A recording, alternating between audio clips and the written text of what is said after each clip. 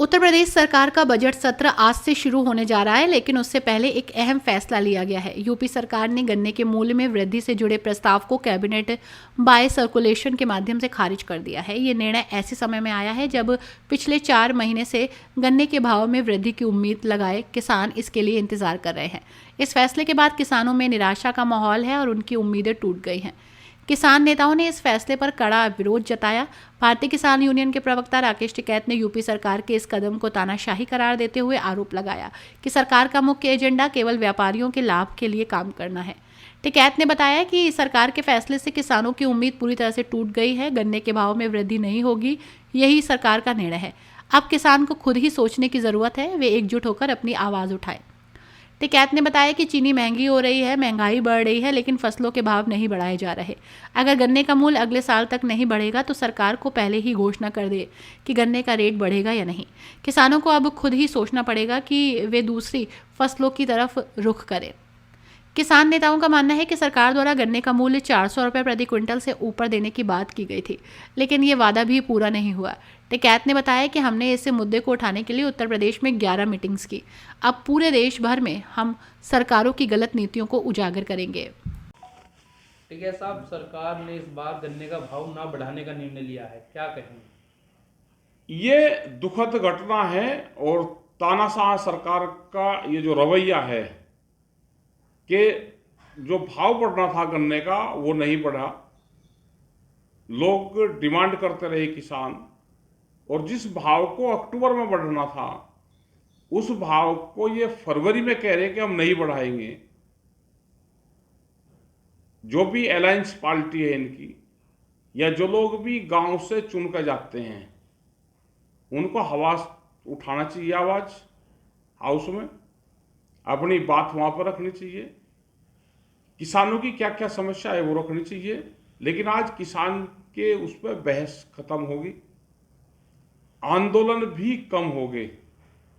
पहले किसानों के आंदोलन चलते थे गन्ने के भाव पे, लेकिन कुछ किसान संगठनों ने गन्ने को कोर्ट में ले जाके उनका बहुत नुकसान करा, उसको मूवमेंट से हटा दिया। बहुत सरकारी संगठन आज देश में बन गए जिससे इस तरह की दिक्कतें आई।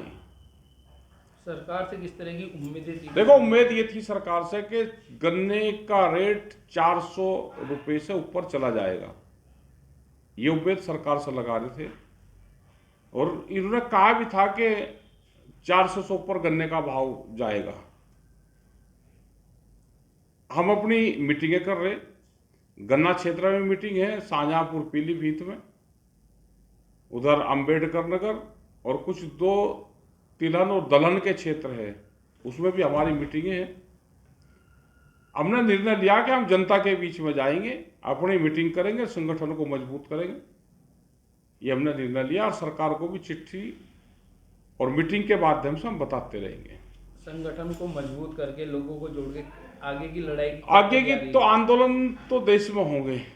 ये देश आंदोलन से बचेगा, ये देश पॉलिटिकल सिस्टम से बचेगा ही नहीं।